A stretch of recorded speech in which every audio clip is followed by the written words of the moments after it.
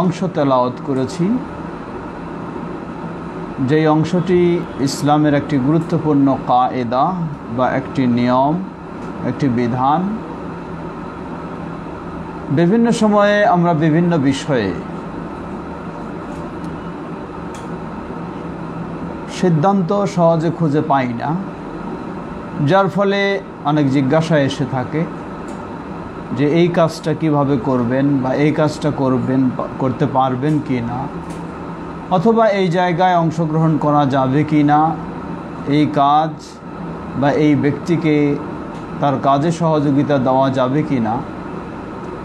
এসব কিছুর জবাবে আমরা বলবো যে আল্লাহ সুবহানাহু ওয়া তাআলা এমন একটি বিধান দিয়েছেন এই আয়াতে, সেই বিধানটি যেন সব কিছুকেই খুব সহজভাবে স্পষ্ট করে দিচ্ছে। আপনাকে লক্ষ্য রাখতে হবে, কোনো কাজে যদি কাউকে সহযোগিতা দিতে চান, কেউ আপনার কাছে সহযোগিতা চায় বা কাউকে আপনার কাছে আশ্রয় দেওয়ার বিষয় হয় বা কারো কাছে আশ্রয় নেওয়ার বিষয় হয়, সব ক্ষেত্রে আপনি মনে রাখবেন সেখানে দুটি দিক রয়েছে। একটি হলো ভালো দিক, শরীয়তে বৈধ বিষয়, আর একটি হলো মন্দ দিক, শরীয়তে নিষিদ্ধ বিষয়। আল্লাহ সুবহানাহু ওয়া তাআলা বলেন, ওয়া তাআওয়ানু আলাল বিররি ওয়াত তাকওয়া।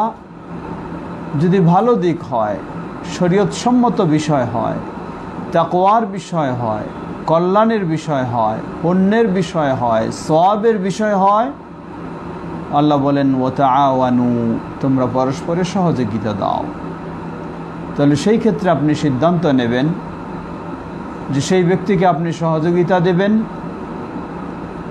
বা তাকে আশ্রয় দেবেন, তাকে স্থান দেবেন বা তার সমর্থন দেবেন। যদি বিষয়টি মন্দ দিক হয়ে থাকে, যা ইসলামে নিষিদ্ধ কাজে হতে পারে, ইসলামের জন্য ক্ষতিকারক বিষয় হতে পারে, সেই ক্ষেত্রে আপনার জন্য আল্লাহ রাব্বুল আলামিনের নির্দেশ হলো ওয়ালা তাআওয়ানু আলাল ইসমি ওয়াল উদওয়ান, এবং তোমরা গুনাহের কাজে, বিদ্বেষের কাজে পরস্পরের সহযোগিতা দিও না। সুতরাং আপনাকে ভাবতে হবে যেই বিষয়ে কাউকে সহযোগিতা দেওয়া বা সমর্থন দেওয়া বা আশ্রয় দেওয়ার বিষয়টি আপনি জানতে চাচ্ছেন, বিষয়টি যদি গুনাহের হয়ে থাকে, বিষয়টি যদি ইসলাম কারো প্রতি বিদ্বেষ ছড়ানোর হয়ে থাকে, বিষয়টি যদি পরস্পরের সম্পর্ক নষ্ট করার মতো হয়ে থাকে, তাহলে ইসলামের এক বাক্যে সিদ্ধান্ত হচ্ছে ওয়ালা তাআওয়ানু, সেই ক্ষেত্রে কোনো রকমের সহযোগিতা দেওয়া যাবে না, কোনো রকমের সমর্থন দেওয়া যাবে না, এবং কোনো রকমের আশ্রয় দেওয়া নেওয়া যাবে না। যেন একটি খুব সুন্দর ও সহজ বিধান আল্লাহ সুবহানাহু ওয়া তাআলা এই আয়াতে আমাদেরকে দিয়েছেন। সুপ্রিয় দর্শক শ্রোতা, মানুষের জীবনে বহুই প্রেক্ষাপট তৈরি হতে পারে, বিভিন্নজন বিভিন্নভাবে আমরা সমস্যার সম্মুখীন হতে পারি। সকল ক্ষেত্রেই একটি বিষয়, তা আমাদেরকে মনে রাখতে হবে, ইসলাম সম্মত হলে আমরা আছি, থাকব, থাকা দরকার, সহযোগিতা দেওয়া দরকার। আর ইসলাম গর্হিত হলে থাকাও যাবে না, সহযোগিতাও দেওয়া যাবে না। সে মাপকাঠির আলোকেই যেন আমরা চলতে পারি। আল্লাহ আমাদের সবাইকে সে তৌফিক দান করুন। সুপ্রিয় দর্শক শ্রোতা, বেশ কিছু জিজ্ঞাসা এর মধ্যে এসে গেছে, আমরা সেই জিজ্ঞাসা জবাবের দিকে যাচ্ছি।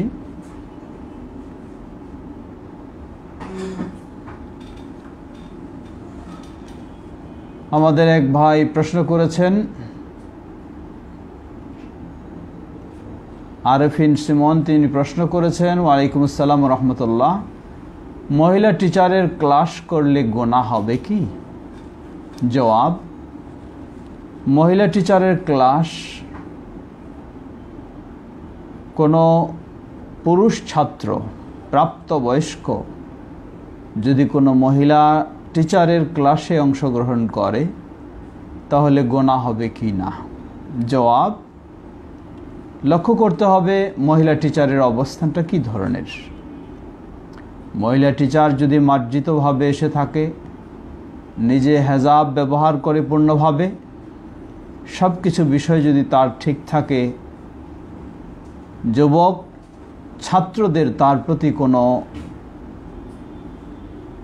আকৃষ্ট হওয়ার বা কুমন্ত্রণা আসার সুযোগ না থাকে, এবং বিষয়টি অতি গুরুত্বপূর্ণ, মহিলা টিচার ছাড়া সম্ভব নয়, এইসব প্রেক্ষাপট ও শর্ত সাপেক্ষে আমরা বলবো, তাহলে সেটি জায়েজ হবে। আর যদি এমন হয় মহিলা টিচার ব্যতীত বিকল্প পথ রয়েছে এবং অথবা মহিলা টিচার অমার্জিতভাবে এসেছেন, হেজাব ব্যবহার করেন না, এমনভাবে তিনি তার রূপচর্চা করছেন ও প্রদর্শন করছেন যার প্রতি মানুষ আকৃষ্ট হবে ও ফিতনায় জড়িয়ে যাওয়ার সম্ভাবনা থাকবে, তাহলে কখনো সেটি জায়েজ হবে না। ওয়াল্লাহু তাআলা আ'লাম।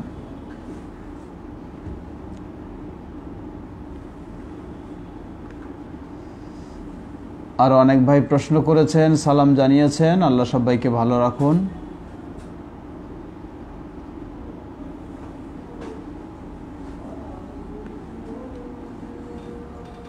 সামিয়া বিনতে হোসাইন তিনি প্রশ্ন করেছেন, জেনারেল লাইনের জন্য যে দাওরা হাদিস কোর্স চালু হওয়ার কথা,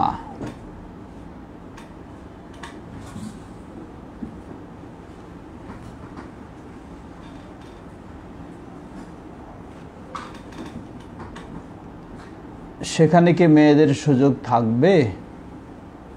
আর এটা কবে শুরু হবে? জানুয়ারি থেকে চালু হওয়ার কি সুযোগ আছে? আমাদের বোন প্রশ্ন করেছেন, সম্ভবত বিষয়টা এই হবে যে আমরা ঘোষণা দিয়েছিলাম বাংলাদেশ জামিয়াত আহলে হাদিসের সেই বাইপাইল ক্যাম্পাসে যারা জেনারেল শিক্ষিত, তারা ইসলাম শিখতে চান, কোরআন হাদিস শিখতে চান, আরবি ভাষা শিখতে চান, তাদের জন্য একটি শর্ট কোর্সে দাওরা হাদিসের আমরা ঘোষণা দিয়েছিলাম।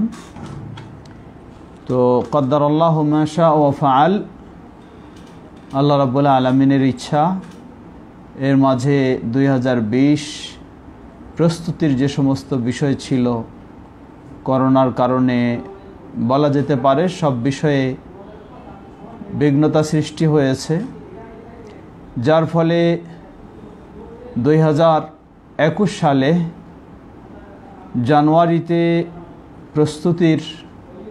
পূর্ণ প্রস্তুতি এখনও সম্ভব হয়নি। তাই সম্পূর্ণভাবে নাও করতে পারছি না, আবার হাও বলা সম্ভব হচ্ছে না, এখন আমরা চেষ্টায় রয়েছি। আল্লাহ যদি সহজ করেন হতে পারে ইনশাআল্লাহ। আর সেই কোর্সে মেয়েদের ক্ষেত্রে ব্যবস্থা সরাসরি এখনও সম্ভব নয়, দেখা যাক ইনশাআল্লাহ। মেয়েদের আগ্রহ ও চাহিদা অনুযায়ী হয়তো পর্যায়ক্রমে সেটিও ব্যবস্থা হতে পারে ইনশাআল্লাহ। আল্লাহ তৌফিক দান করুন সবাইকে।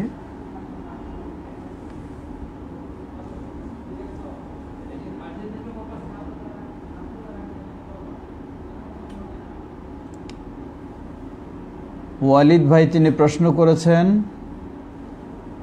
রাবি বিন হাদি আল মাদখালি থেকে কি ইলম নেওয়া যাবে? শেখ বিন বাজ, শেখ আলবানী কি ওনার প্রশংসা করেছেন নাকি বিরোধিতা করেছেন?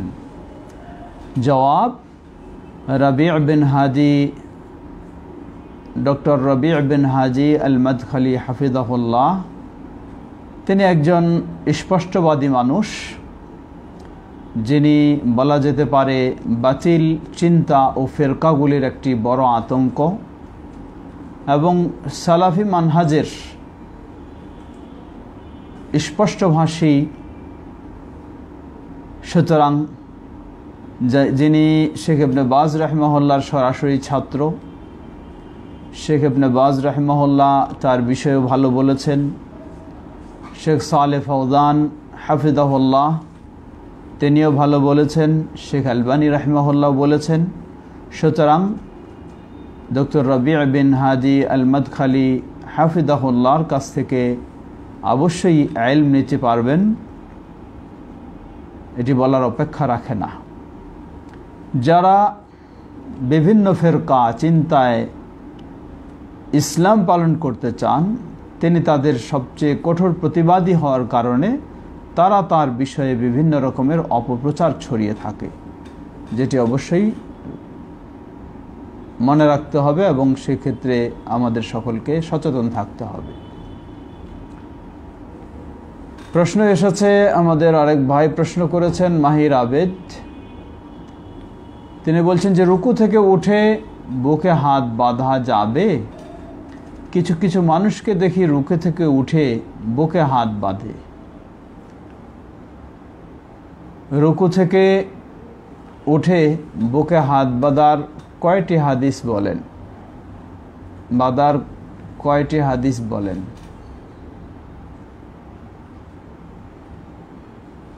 জবাব, রুকু থেকে সোজা দাঁড়িয়ে সামি আল্লাহু লিমান হামিদা রব্বানা ওয়ালাকাল হামদ হামদান কাসীরান তাইয়িবান মুবারাকান ফীহি ইত্যাদি দোয়াসমূহ পাঠ করার পরে বা ওই অবস্থায় দাঁড়ানোর পরে দোয়াগুলি পাঠ করা অবস্থায় হাত বাঁধবেন না হাত ছেড়ে দেবেন। এ নিয়ে আলেম সমাজ দু ধরনের ফতোয়া পাওয়া যায় আলেমদের থেকে। শেখ ইবনে বাজ রাহিমাহুল্লাহ এবং আরও কেউ কেউ রয়েছেন যারা হাত বাঁধার সপক্ষে বলেন। শেখ ইবনে বাজ রাহিমাহুল্লাহ এই মর্মে তার একটি ছোট্ট রিসালা পুস্তিকা রয়েছে, সেখানে তিনি বিষয়টি আলোচনা করেছেন এবং বলেছেন রুকুর পরে হাত বাঁধার সপক্ষে হাদিসগুলি সহিহ নয়। তিনি নিজেই বলেছেন সেগুলি দুর্বল। তবে ইজতিহাদের আলোকে, অর্থাৎ দাঁড়ানো অবস্থায় সাধারণত মানুষের হাত বাঁধা থাকে, রুকুর পরে যেহেতু এটি দাঁড়ানো অবস্থা তাই হাত বাঁধাকে তিনি মুস্তাহাব বলেছেন, ভালো বলেছেন। অপরপক্ষে শেখ আলবানী রাহিমাহুল্লাহ তিনি সহ আরও অনেক আহলুল হাদিস আলেমগণ তারা বলেন যে রুকুর পরে সোজা হয়ে দাঁড়ানোর নির্দেশ ইসলামে এসেছে, হাদিসে এসেছে। নবী সাল্লাল্লাহু আলাইহি ওয়াসাল্লাম যে সমস্ত দোয়া পাঠ করেছেন সেগুলি পড়ার উদ্বুদ্ধ করা হয়েছে, কিন্তু রুকুর পরে হাতগুলি আবার পূর্বের মতো বাঁধতে হবে এই মর্মে স্পষ্ট ও সহিহ হাদিস কোনো পাওয়া যায় না। যার ফলে নিয়ম হচ্ছে ইসলামের কোনো কিছু করার বিধান যদি পাওয়া না যায় তাহলে পূর্বের অবস্থায় বহাল থাকবে, সাধারণ অবস্থায় বহাল থাকবে, অর্থাৎ হাত দুটি না বাঁধতে পারলে হাত দুটি সোজা নিচের দিকে থাকবে, এটি হলো তার সাধারণ অবস্থা। তাই হাত ছেড়ে দেওয়ার পক্ষেই তারা বলেছেন এবং এটাকেই সঠিক বলেছেন। ওয়াল্লাহু তাআলা আ'লাম। যেহেতু হাত বাঁধার সপক্ষে স্পষ্ট ও সহিহ হাদিস পাওয়া যাচ্ছে না, তাই ছেড়ে দেওয়াটাকেই উত্তম মনে করি। ওয়াল্লাহু আ'লাম। তিনি দ্বিতীয় প্রশ্ন করেছেন সাক্তা করা। সাক্তা করা বলতে সাক্তা বলা হয় একটু নীরব থাকা, হতে পারে সেই নীরবে আওয়াজ ছাড়া কিছু বলবে, পাঠ করবে। নবী সাল্লাল্লাহু আলাইহি ওয়াসাল্লামের ফরজ সালাতে বিভিন্ন হাদিসের আলোকে 3 বার সাক্তা প্রমাণিত হয়। প্রথম হচ্ছে তাকবীরে তাহরিমার পরেই সূরা কেরাত শুরু করার পূর্বে, দ্বিতীয় হচ্ছে সূরা ফাতিহা শেষ করে অন্য সূরা শুরু করার পূর্বে, তৃতীয় হচ্ছে কেরাত শেষ করে রুকুতে যাওয়ার পূর্বে। কিন্তু এই 3 জায়গার মধ্যে 2 জায়গা সহিভাবে প্রমাণিত, তা হচ্ছে তাকবীরে তাহরিমার পরে যেই সময় দোয়ায়ে ইস্তিফতাহ বা সানা পাঠ করা হয়, আর দ্বিতীয় সময় হচ্ছে রুকুতে যাওয়ার পূর্বে কেরাত শেষ করে একটু নীরব থাকতেন, অতঃপর তাকবীর দিয়ে তিনি রুকুতে যেতেন, সেটিও সহিভাবে প্রমাণিত। কিন্তু তৃতীয় যেটা, অর্থাৎ সূরা ফাতিহা শেষ করে অন্য সূরা পড়ার আগে, এই সময়ের সাক্তা সহিভাবে প্রমাণিত হয়নি, তাই সেই সময় না করাটাই সঠিক, আর বাকি 2 সময়ে করাটাই হচ্ছে সঠিক। আল্লাহু আ'লাম।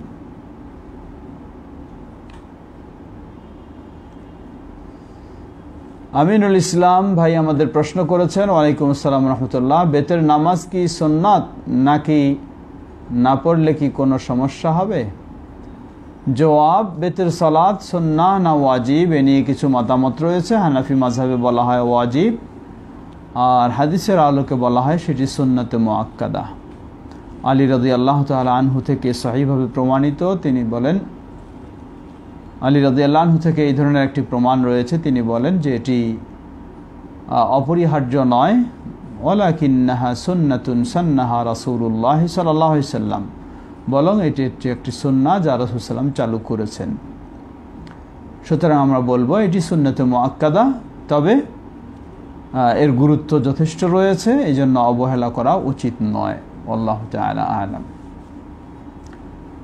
প্রশ্ন করেছেন সাদমান হুসাইন, ওয়ালাইকুম আসসালাম ওয়া রাহমাতুল্লাহি ওয়া বারাকাতুহু, তিনি প্রশ্ন করেছেন যে আমার ছোট ভাই কোনোভাবে ভালো করা যাচ্ছে না, সুন্নাত কোন পন্থায় যদি কোনো সমাধান দিতেন? জবাব, আপনার ছোট ভাই তাকে ভালো করা যাচ্ছে না, এর অর্থ কি তা স্পষ্ট হওয়া দরকার। ছোট ভাই কি অশ্লীল কর্মকাণ্ডে জড়িয়ে থাকে তাই ভালো করা যাচ্ছে না, না ছোট ভাই বিভিন্ন ইসলামের নামে বেদাতি ও গোরামি ইত্যাদিতে জড়িয়ে আছে তাই ভালো করা যাচ্ছে না? আপনার প্রশ্ন থেকে মনে হয় বোঝা যাচ্ছে যে সুন্নাত কোন পন্থায় যদি কোনো সমাধান দিতেন। এতে বোঝা যায় মনে হয় সে ইসলাম মেনে চলার চেষ্টা করে, কিন্তু বিভিন্ন মাযহাবি বা তরিকার গোরামির মধ্যে রয়েছে, সঠিক সুন্নাহর পথায় নেই। যদি এমনটি হয় তাহলে আমরা বলবো, প্রথম বিষয়, আপনারা যেভাবে এই সুন্নাহ চিনেছেন, বুঝেছেন এবং মানার সুযোগ পেয়েছেন সেই রকম পন্থা তাকে দেওয়ার চেষ্টা করুন। দ্বিতীয় বিষয়, তাকে আপনারা আরেকটু উদ্বুদ্ধ করবেন, সঠিক বিষয়গুলি শোনা, মানা এবং সেই ধরনের আলেমের সাথে উঠা বসা করার, এবং সেই ধরনের লিখিত বই পুস্তকগুলিও তাকে পড়ার জন্য সুযোগ করে দেবেন। এছাড়া যারা সুন্নাহ মেনে চলে, সঠিক পথে চলে, তাদের সাথে ওঠা বসা চলাফেরার তাকে সুযোগ করে দেবেন। আশা করছি আল্লাহ সুবহানাহু ওয়া তাআলা তার মাঝে পরিবর্তন দেবেন ইনশাআল্লাহ। আমাদের আরও কিছু উপস্থিত অন্য ভাইদের পক্ষ থেকেও লিখিত প্রশ্ন এসেছে, অন্য পেজ থেকেও। প্রশ্ন করেছেন, নিজের হক আদায় করার জন্য ঘুষ দেওয়া যাবে? জবাব, প্রথম বলবো আমরা ঘুষ দেওয়া এই কাজটি থেকে সর্বদাই বিরত থাকবে, এটি হলো প্রাথমিক বিষয়। দ্বিতীয় বিষয়, যদি এমন হয় কোনো ব্যক্তি মাজলুম হয়ে যাচ্ছে, জায়গা জমির ক্ষেত্রে হোক বা তার আরও কোনো বিশেষ গুরুত্বপূর্ণ স্বার্থ হোক, সেটা বেদখল হয়ে যাচ্ছে, কিন্তু কিছু টাকা না দেওয়ার কারণে সেটা সে দখলে পাচ্ছে না, যদি এমনটি হয় তাহলে নিজের হক প্রতিষ্ঠা করার জন্য, বাতিলকে নিজের জন্য করে নেওয়ার উদ্দেশ্যে নয়, নিজের হককে সুপ্রতিষ্ঠিত রাখার জন্য যদি কিছু দিতে হয়, তাহলে এটাকে মূলত সুদ বলা হয় না। এটা সুদ হবে যে নেবে তার পক্ষ থেকে সেটি হবে ঘুষ, আর যিনি দেবেন মাজলুম হয়ে, তার জন্য এটি ঘুষ নয়। সুতরাং আমরা বলবো, প্রাথমিক পর্যায়ে বলবো যতটুকু পারা যায় সেটা থেকে বিরত থাকার চেষ্টা করতে হবে। দ্বিতীয় পর্যায়ে যদি কোনোই বিকল্প পথ না থাকে, তাহলে সেই ধরনের ঘুষখোরদেরকে কিছু দিয়ে যদি নিজের হককে সুপ্রতিষ্ঠিত করা সম্ভব হয়, তাহলে সেটি অসুবিধা হবে না ইনশাআল্লাহ। এতে যিনি নেবেন তিনি ঘুষ নেবেন, আর যিনি দেবেন তিনি মাজলুম হিসাবে দেবেন, এটি ঘুষ নয়। আল্লাহু তাআলা আ'লাম। দ্বিতীয় প্রশ্ন করেছেন, সিজদা থেকে উঠে দাঁড়ানোর আগে কি স্থির হয়ে বসতে হবে? সিজদা থেকে উঠে দাঁড়ানোর অর্থাৎ প্রথম রাকাত শেষ করে যখন দ্বিতীয় রাকাতের জন্য যাবেন, ঠিক তৃতীয় রাকাত শেষ করে যখন চতুর্থ রাকাতের জন্য যাবেন, নবী সাল্লাল্লাহু আলাইহি ওয়াসাল্লামের সুন্নাহ এবং তার শিক্ষা অনুযায়ী প্রমাণিত হয়, যা সহিহ হাদিসে এসেছে, তা হচ্ছে দ্বিতীয় সিজদা থেকে উঠে তাকবীর দিয়ে উঠে সুন্দরভাবে সোজা হয়ে বসতে হবে। বসার পর দুই হাতের উপর ভর দিয়ে দাঁড়াবে দ্বিতীয় রাকাতের জন্য বা তৃতীয় রাকাতের জন্য। এটি হচ্ছে নবী সাল্লাল্লাহু আলাইহি ওয়াসাল্লামের সুন্নাহ। সরাসরি সিজদা থেকে ডাইরেক্ট দাঁড়িয়ে যাবে এমনটি সহিহ হাদিসে প্রমাণিত হয়নি, বরং এই ডাইরেক্ট লাফ দিয়ে দাঁড়িয়ে যাওয়াটা যে সমস্ত বর্ণনা রয়েছে এর সপক্ষে, সেগুলি হয় দুর্বল নয় জাল, কখনো গ্রহণযোগ্য নয়। গ্রহণযোগ্য হচ্ছে অবশ্যই সঠিকভাবে সুন্দরভাবে স্থিরভাবে বসে, সোজা হয়ে বসে তারপর দু হাতের উপর ভর দিয়ে দাঁড়াবেন। তৃতীয় প্রশ্ন করেছেন আরেক ভাই, মানুষ কিভাবে তার রাগ দমন করবে? রাগ দমন করার জন্য নবী সাল্লাল্লাহু আলাইহি ওয়াসাল্লাম যে চিকিৎসা দিয়েছেন, যখন কেউ রেগে যাবে সেই মুহূর্তে তিনি আউযু বিল্লাহি মিনাশ শাইতানির রাজিম এটা বেশি বেশি তিনি পড়বেন। দ্বিতীয় বিষয়, তিনি দাঁড়িয়ে থাকলে বসে যাবেন, বসে থাকলে আরও শুয়ে যেতে পারেন, এবং আরও প্রয়োজন হলে, সুযোগ হলে তিনি ওযু করতে পারেন। ইনশাআল্লাহ এতে রাগ দ্রুত কমে যাওয়ার আশা করা যায়। সেই সাথে আরেকটি পরামর্শ হলো, মনে রাখবেন আল্লাহ রাসূল সাল্লাল্লাহু আলাইহি ওয়াসাল্লামের কাছে সাহাবী এসে বললেন, আমাকে কিছু উপদেশ দিন। রাসূল সাল্লাল্লাহু আলাইহি ওয়াসাল্লাম বললেন, তুমি রাগ করো না। দ্বিতীয়বার আবার এসে জিজ্ঞাসা করলেন, আমাকে কিছু উপদেশ দিন। রাসূল সাল্লাল্লাহু আলাইহি ওয়াসাল্লাম বললেন, তুমি রাগ করো না। তৃতীয়বার আবার এসে বললেন, আমাকে কিছু উপদেশ দিন। রাসূল সাল্লাম বললেন, রাগ করো না। তাই আমরা বলবো, আপনি রেগে গেলে রাগটাকে কিভাবে দমন করবেন সেটা জিজ্ঞাসা করার আগে বলবো, আপনি রেগে যাবেন না, এটাই আপনি কন্ট্রোলে নেওয়ার চেষ্টা করবেন। এজন্য বলা হয়, রেগে গেলেন তো হেরে গেলেন। আসলে রেগে গিয়ে কখনো সফল হওয়া যায় না। অধিকাংশ জিজ্ঞাসা আমাদের কাছে আসে যে আমি রেগে গিয়ে আমার স্ত্রীকে 1, 2, 3 তালাক দিয়ে ফেলেছি। এটি আসলে অত্যন্ত দুঃখজনক বিষয়। এইভাবে রেগে যাওয়ার কারণেই তালাক দিয়ে সংসার নষ্ট হয়, সুসম্পর্ক নষ্ট হয়, আরও ভয়ঙ্কর ক্ষতির পর্যায়ে চলে যায়। তাই আমরা বলবো, রাগ থেকে বিরত থাকবেন। রেগে গেলে সেই রাগটাকে সেভাবে যা বলেছি আমরা নীরব করার চেষ্টা, দমনের চেষ্টা করবেন। তৃতীয় হলো, এটি মনে রাখবেন, রাগ আসতেই পারে মানুষের। যখন রেগ এসে যায়, আপনি সেই রাগের সময় যতটুকু পারবেন মুখ বন্ধ রাখবেন, কোনো কিছু বলবেন না। তাহলেই ইনশাআল্লাহ আপনি অনেকটা সেভ হতে পারবেন। আল্লাহ তৌফিক দান করুন। আরেক ভাই প্রশ্ন করেছেন,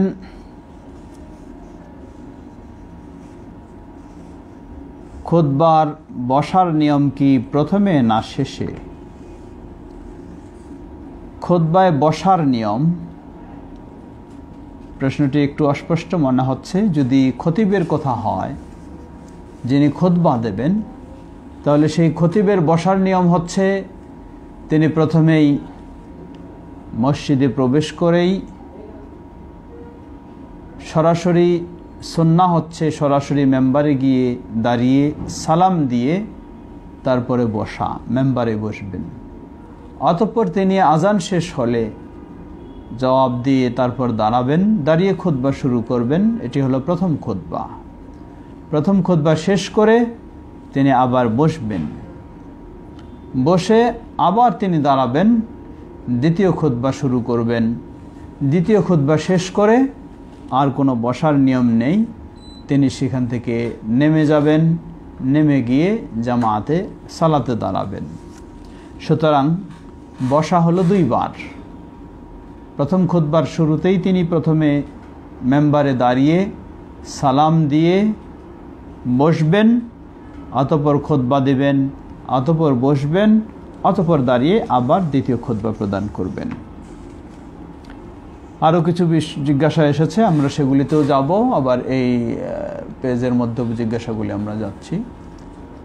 আমিনুল ইসলাম ভাই তিনি আরেক প্রশ্ন করেছেন, নামাজে সূরা পড়ার সময় কি এক লাইন 2-3 বার পড়লে অসুবিধা হবে? জবাব, না, অসুবিধা নেই। যদি আপনি একাই সালাত আদায় করেন, কোনো আয়াত গুরুত্বপূর্ণ মনে হচ্ছে, সেখানে আল্লাহর কাছে কিছু চাওয়ার বিষয় রয়েছে বা আল্লাহর গুণগান বর্ণনার বিষয় রয়েছে, আপনি সেটি বারবার তেলাওয়াত করতেছেন, কোনো অসুবিধা নেই। আল্লাহু আ'লাম।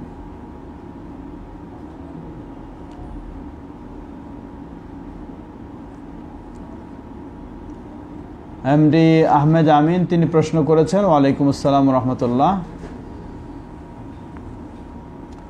তিনি বলেছেন, শাইখ ইলিয়াস ফয়সাল সম্পর্কে জানতে চাই। উনি নবীজির নামাজ নামে একটা বই লিখেছেন, যেখানে আমরা আহলে হাদিসরা যেভাবে নামাজ পড়ি সেগুলি নাকি সব মানসুখ হাদিস। বইটি অনুবাদ করেছেন মুফতি আব্দুল মালিক। জবাব, আমরা বলবো রাসূল সাল্লাল্লাহু আলাইহি ওয়াসাল্লামকে সঠিকভাবে অনুসরণ করে সহিহ হাদিসের আলোকে আহলুল হাদিসরা যেভাবে সালাত আদায় করে থাকেন, এই সালাত অধিকাংশই শাফিঈ মাযহাব, হাম্বলি মাযহাব সেগুলির সাথে মিলে যায়, মেলে না বেশিরভাগ হানাফি মাযহাবের সাথে। তাই আমাদের হানাফি মাযহাবের ভাইয়েরা বহুভাবে মানুষকে বিভ্রান্ত করার জন্য এবং সঠিক বিষয় থেকে দূরে রাখার জন্য অপকৌশল করে থাকেন। তাই নবীজির নামাজ নামে যে বইটি, যার জিজ্ঞাসা করা হয়েছে, ইলিয়াস ফয়সাল সেটি সংকলন করেছেন আর আব্দুল মালিক সাহেব সেটি অনুবাদ করেছেন।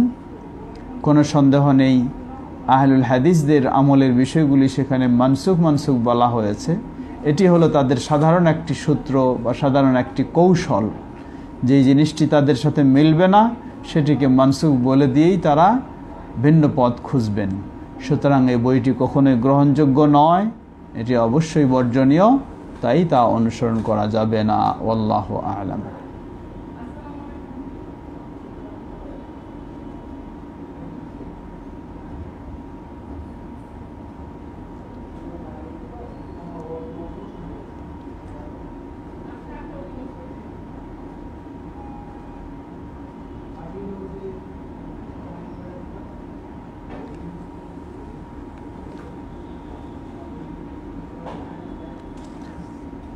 আরও কিছু ভিন্নভাবে প্রশ্ন এসেছে, সেগুলি ভিন্ন লাইন থেকে, আমরা সেগুলি জবাব দিচ্ছি।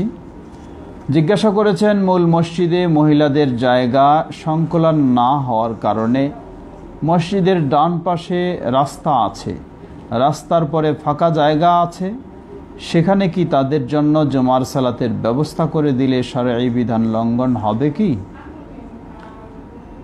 মূল মসজিদে মহিলাদের জায়গা সংকুলান না হওয়ার কারণে মসজিদের ডান পাশে রাস্তা আছে। মসজিদের ডান পাশে দেখতে হবে, মসজিদের ডান পাশে সেটি কত দূরে। মসজিদের ডান পাশে সেটি যদি এমন কাছে হয় যা মসজিদের ডান পাশে যদি সেটি খুব দূরে না হয়, রাস্তা রয়েছে, রাস্তার পাশেই যদি জায়গা হয় এবং সেটি ইমামকে অতিক্রম করে কিবলার দিকে না যায়, তাহলে সেখানে ভিন্ন জায়গা করে দেওয়া যেতে পারে পর্দার সাথে, যেখানে মহিলারা সালাত আদায় করবে, এতে অসুবিধা হবে না। আল্লাহু আ'লাম। নামাজে আঙ্গুল নাড়ানো সম্পর্কে কিছু বলবেন কি? জবাব, সালাতে আঙ্গুল নাড়ানো এর অর্থ হচ্ছে তাশাহুদের বৈঠকে বসার সময়, সেটি প্রথম বৈঠক হতে পারে অথবা শেষ বৈঠক হতে পারে, নিয়ম হচ্ছে 2 হাত হাঁটুর উপরে অথবা উরুর উপরে থাকবে এবং ডান হাত এটি মুষ্টিবদ্ধ থাকবে। মুষ্টিবদ্ধ করে শুধু শাহাদাত আঙ্গুলটিকে দাঁড় করে রাখবে, অতঃপর এই আঙ্গুল দিয়ে ইশারা করবে বা হালকা নড়াচড়া করবে।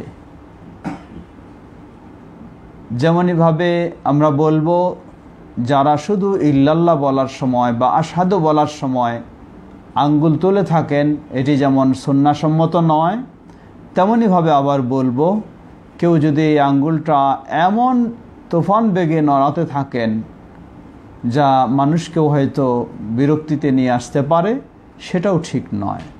মার্জিতভাবে সুন্দরভাবে হালকাভাবে সেই আঙ্গুল দিয়ে ইশারা করবে ও নড়াচড়া করবে। আর এটি যতক্ষণ শেষ বৈঠকে থাকবে, দোয়া পড়বে ততক্ষণ।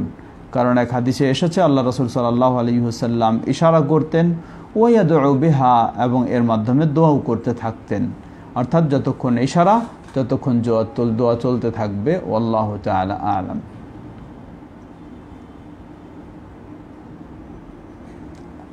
প্রশ্ন করেছেন মানসুর আলী, তিনি বলছেন, শেখ আমার একটা প্রশ্ন, ফজরের নামাজের পর লা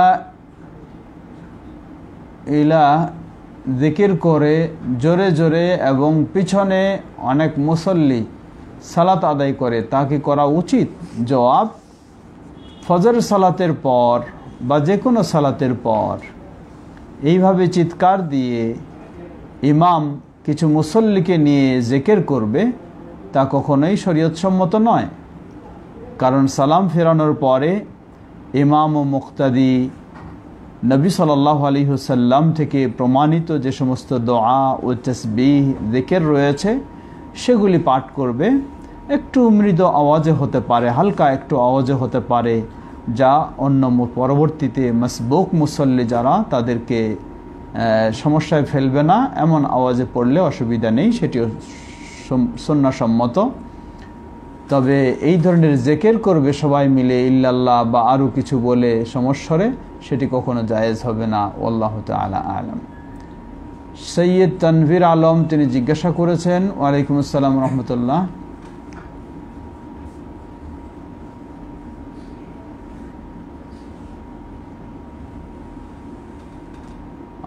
এটা নবীজির নামাজ বই বিষয়ে বলেছেন, আমরা এর জবাব দিয়েছি। আনোয়ার হোসেন তিনি জিজ্ঞাসা করেছেন, ওয়ালাইকুম আসসালাম রহমতুল্লাহ, তিনি বলছেন যে আমি জানতে চাচ্ছিলাম যে আল্লাহুম্মা ইন্নী আজিরনি মিনান নার, এই দোয়াটা সালাম ফেরানোর আগে বলা যাবে কি অথবা কখন পড়া যাবে? জবাব, আল্লাহুম্মা আজিরনি মিনান নার জাহান্নাম থেকে আশ্রয় প্রার্থনার দোয়া, দোয়াটি সহিহ, কিন্তু যেই হাদিসে বলা হয়েছে সকাল সন্ধ্যা 7 বার বলার জন্য, সেই হাদিসটি সহিহ নয়। কিন্তু এই দোয়া এমনি সহিহ, সাধারণভাবে সেই দোয়াটি যদি সকাল সন্ধ্যা একাধিকবারও পড়ে তাতে অসুবিধা নেই। আপনি জানতে চেয়েছেন সালামের পূর্বে অর্থাৎ শেষ বৈঠকে দরুদ পড়ার পরে যদি বলা হয় কোনো অসুবিধা নেই, যেহেতু দোয়া সহিহ এবং অর্থও সঠিক, অতএব পড়তে অসুবিধা নেই। আশরাফ উদ্দিন জিজ্ঞাসা করেছেন, ইমামের পিছনে নামাজ আদায়ের সময় রুকু থেকে উঠে সামি আল্লাহু লিমান হামিদা বলতে হবে কি, না শুধু রাব্বানা লাকাল হামদ বললেই হবে? জবাব, আল্লাহ রাসূল সাল্লাল্লাহু আলাইহি ওয়াসাল্লাম বললেন, সাল্লু কামা রাআইতুমুনি উসাল্লি, তোমরা আমাকে যেভাবে দেখেছো সালাত আদায় করতে সেভাবেই সালাত আদায় করো। সুতরাং রাসূল সাল্লাল্লাহু আলাইহি ওয়াসাল্লামকে দেখলে পাওয়া যায় তিনি নিজে সামি আল্লাহু লিমান হামিদা বলে উঠতেন, অতঃপর রাব্বানা লাকাল হামদ ইত্যাদি দোয়াগুলি বলতেন। সুতরাং মুক্তাদিও একইভাবে বলবে, যদিও আরেকটি হাদিসে এসেছে, ইযা ক্বাল আল ইমামু সামি আল্লাহু লিমান হামিদা ফাকুলু রাব্বানা ওয়া লাকাল হামদ, ইমাম যখন সামি আল্লাহু লিমান হামিদা বলবে তোমরা বলো রাব্বানা ওয়া লাকাল হামদ। আমরা বলবো যে এই হাদিসে ইমাম এবং মুক্তাদির মাঝে ইমাম শুধু সামি আল্লাহ বলবে, রাব্বানা লাকাল হামদ বলবে না, আর মুক্তাদি শুধু রাব্বানা লাকাল হামদ বলবে, সামি আল্লাহ বলবে না, এমনটি প্রমাণিত হয় না। বরং প্রমাণিত হয় ইমাম এর সামি আল্লাহু লিমান হামিদা বলার আগেই যেন মুক্তাদির সামি আল্লাহ বা রাব্বানা লাকাল হামদ বলা না হয়ে যায়, সেটি প্রমাণিত হয়। অপরপক্ষে রাসূল সাল্লাল্লাহু আলাইহি ওয়াসাল্লাম তিনি নিজেও দুটি পড়তেন, ফরজ সালাতেও নফল সালাতেও। সুতরাং মুক্তাদিরাও সামি আল্লাহু লিমান হামিদা বলবে এবং রাব্বানা লাকাল হামদ বলবে। আল্লাহু আ'লাম। আরেফিন তিনি প্রশ্ন করেছেন আরেকটি, মহিলা টিচার পর্দা করে না, পুরুষ টিচার পাওয়ার উপায় নেই, এমত অবস্থায় গুনাহ থেকে বাঁচার উপায় কি?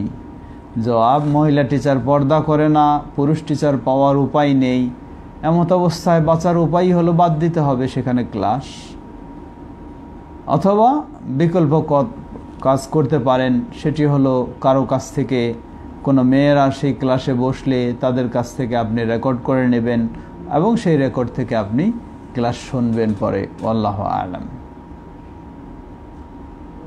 সোহেল রানা প্রশ্ন করেছেন, ফজরের নামাজ থেকে মাগরিব পর্যন্ত 4 ওয়াক্ত না পড়লে এশার সময়ে কিভাবে পড়ব? জানাবেন। ফজরের সালাত না পড়লে ফজর নামাজের পর 2 রাকাতের পর আরও পড়তে হবে কি না? জাযাকাল্লাহ খাইরান। ওয়ালাইকুম আসসালাম ওয়া রাহমাতুল্লাহি ওয়া বারাকাতুহু। ফজর থেকে মাগরিব পর্যন্ত 4 ওয়াক্ত পড়বেন না, এশা পড়বেন, এমনটি কোনো মুসলিমের জন্য হতে পারে না। তবে যদি এমন হয়ে থাকে যে বেকায়দায় পড়ে গেছিল, যার ফলে কখনো সম্ভব হয় নাই, সর্বোপরি এমনটা হওয়া উচিত নয়, যদি কারো ঘটে থাকে, তাহলে তিনি এশার সালাত যদি জামাতে পেয়ে থাকেন তাহলে জামাতের সাথে এশা আদায় করবেন, অতঃপর বাকিগুলি পড়ে নেবেন, এমনটা হতে পারে। অথবা যদি একাই এশার সালাতও জামাত নেই, তাহলে একাই যদি হয়ে থাকে তাহলে প্রথমে আপনি ফজর পড়বেন, অতঃপর জোহর পড়বেন, অতঃপর আসর পড়বেন, অতঃপর মাগরিব, অতঃপর এশা, এইভাবে একসাথেই পড়ে নেবেন। এমনটা নয় যে পরের দিন আবার প্রতি ওয়াক্তের সাথে ওয়াক্ত পড়বেন না, সেই বিলম্ব করার সুযোগ নেই। আল্লাহ রাসূল সাল্লাল্লাহু আলাইহি ওয়াসাল্লাম বলেন, যখন কেউ সালাত ভুলে যাবে, স্মরণ হওয়ার সাথে সাথে পড়বে, ঘুমিয়ে থাকবে, জেগে যাওয়ার সাথে সাথে পড়বে। সুতরাং আপনার উচিত হলো সাথে সাথেই এশার সময় সবগুলি পড়ে নেওয়া, আর ফজরের 2 রাকাত ফরজ পড়বেন এবং সুন্নাতও পড়ার চেষ্টা করবেন, আর অন্যান্য সালাতের সুন্নত নয়। আল্লাহু তাআলা আ'লাম। আমরা হয়তো আজকে আর দীর্ঘ করব না, শেষ করতে চাই। আরেক প্রশ্ন এসেছে তানবীর আলম, তিনি প্রশ্ন করেছেন যে আমার বড় ভাই একদম সালাত আদায় করে না, ইসলামী বিষয়ে কোনো পড়াশোনা করে না, তার চলাফেরা নাস্তিকের মতো, কোনোভাবেই ঠিক করা যাচ্ছে না। জবাব, লা ইউকাল্লিফুল্লাহু নাফসান ইল্লা ওয়াসআহা, আল্লাহ রাব্বুল আলামিন কাউকে সাধ্যের বাইরে কিছু চাপিয়ে দেন নাই। তাই আমরা বলবো এক্ষেত্রে আপনাদের জন্য পরামর্শ হলো, প্রথম বিষয়, তার হেদায়েতের জন্য আল্লাহর কাছে বেশি বেশি দোয়া করুন। দ্বিতীয় বিষয়, যার কথা তিনি গুরুত্ব দেবেন, শুনবেন, এমন ব্যক্তির মাধ্যমে তাকে শোনানোর চেষ্টা করুন, হতে পারে আল্লাহ রাব্বুল আলামিন তাকে হেদায়েত দেবেন। তৃতীয় বিষয়, এই সব পন্থা অবলম্বন করার পরেও যদি তিনি তার মতোই চলেন, তাহলে তার সাথে আপনাদের একত্রে থাকা কখনোই সুযোগ নেই। অবশ্যই সেখান থেকে আপনাদেরকে ভিন্ন হতে হবে, যাতে আপনারা দিন মেনে ভালোভাবে চলতে পারেন এবং সেই খারাপ মানুষ থেকে বিরত থাকতে পারেন। আল্লাহু আ'লাম। আমরাও দোয়া করছি আল্লাহ তাকে হেদায়েত দান করুন। আর কয়েকটি প্রশ্ন আরেক লাইন থেকে এসেছে, আমরা জবাব দিয়ে শেষ করব ইনশাআল্লাহ। প্রশ্ন করেছেন যে আমি মুসলিম, কিন্তু আমি এক হিন্দু মেয়েকে ভালোবাসি, তাকে কি আমি বিয়ে করতে পারি? জবাব, কোনো মুসলিম কোনো মেয়েকে এভাবে ভালোবাসবে এমনটা হতে পারে না। কোনো মুসলিম একজন হিন্দু মেয়েকে কিভাবে ভালোবাসতে পারে? মুসলিম ভালোবাসবে মুসলিমকে, এরপরেও একজন পুরুষ, একজন যুবক, একজন যুবতী মেয়েকে কখনো ভালোবাসতে পারে না। তাই প্রথম হলো এই ভালোবাসা অবৈধ, এটি একটি হারাম কাজ। দ্বিতীয় হলো, কোনো মেয়ে, অমুসলিম মেয়ে যদি সে সত্যিকারীভাবে ইসলাম গ্রহণ করে, তাহলে তাকে যে কোনো মুসলিম পুরুষ বিয়ে করতে পারে, অসুবিধা নেই। আল্লাহু আ'লাম।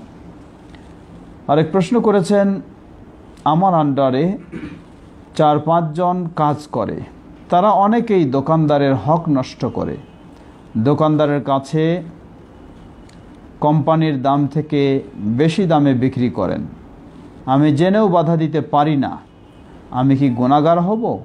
আমার রিজিক কি হারাম হচ্ছে? জবাব, আপনার অধীনে যেহেতু তারা কাজ করে, নিশ্চয়ই আপনি এখানে কিছু করার ক্ষমতা রাখেন। তাই আপনাকে সাধ্যপক্ষে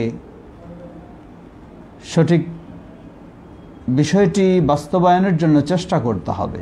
আল্লাহ রাব্বুল আলামিন বলেন, ফাত্তাকুল্লাহ মাস্তাতা'তুম, সাধ্য অনুযায়ী তোমরা আল্লাহকে ভয় করে চলো। তাই আপনার অধীনস্থ মানুষেরা অন্যায় কাজ করবে, আপনার ক্ষমতা থাকা সত্ত্বেও যদি তাদেরকে সুযোগ দেন, তাহলে অবশ্যই আপনি অপরাধী হবেন এবং আপনার রেজেকও হালাল খুব একটা বলা যাবে না।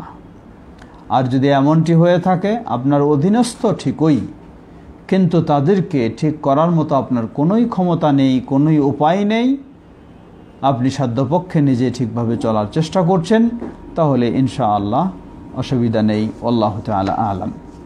সর্বশেষ প্রশ্ন, যে দোয়া কুনুত পারে সে কিভাবে বিতের সালাত আদায় করবে? সম্ভবত যে দোয়া কুনুত পারে না এমনটি হবে। যে দোয়া কুনুত পারে না সে কিভাবে সালাত আদায় করবে? জবাব, বেতের সালাতে দোয়া কুনুত অপরিহার্য এমনটি কখনোই নয়। মনে করা হয় বেতের সালাতে দোয়া কুনুত অপরিহার্য, কথা সঠিক নয়। বরং আমরা বলবো বেতের সালাতে দোয়া কুনুত পড়ার সুযোগ রয়েছে। নবী সাল্লাল্লাহু আলাইহি সাল্লামের সুন্নাই হচ্ছে মাঝে মাঝে বেতের সালাতে দোয়া কুনুত ছেড়ে দেওয়াটাই হলো সুন্নাহ। তাই সেভাবেই বেতের সালাত আদায় করবেন এবং মাঝে মাঝে ছেড়ে দেওয়াটাই সুন্নাহ। আর যদি জানা থাকে আপনার, তাহলে সেটি পাঠ করবেন। যদি জানা না থাকে, কোনো অসুবিধা নেই, বেতের সালাত যথেষ্ট হয়ে যাবে, সঠিক হয়ে যাবে। আপনি চেষ্টা করবেন শেখার, অতঃপর সেটি পাঠ করবেন। এর বিকল্প হিসাবে সূরা ইখলাস পাঠ করার যে বলা হয়, এটি সম্পূর্ণ ভিত্তিহীন কথা, সঠিক নয়। আল্লাহু তাআলা আলাম। আরও বেশ কিছু জিজ্ঞাসা রয়েছে, সময় আমাদের অনেকটা অতিক্রম করেছি, তাই আমরা আর দীর্ঘ করতে পারছি না। আজকে আমরা এখানে শেষ করছি। ইনশাআল্লাহ আবারও সামনে দেখা হবে। আল্লাহ আমাদের সবাইকে যা এতক্ষণ যাবত আমরা শুনেছি সেগুলি থেকে যেন উপকৃত হতে পারি, আল্লাহ আমাদের তৌফিক দান করুন।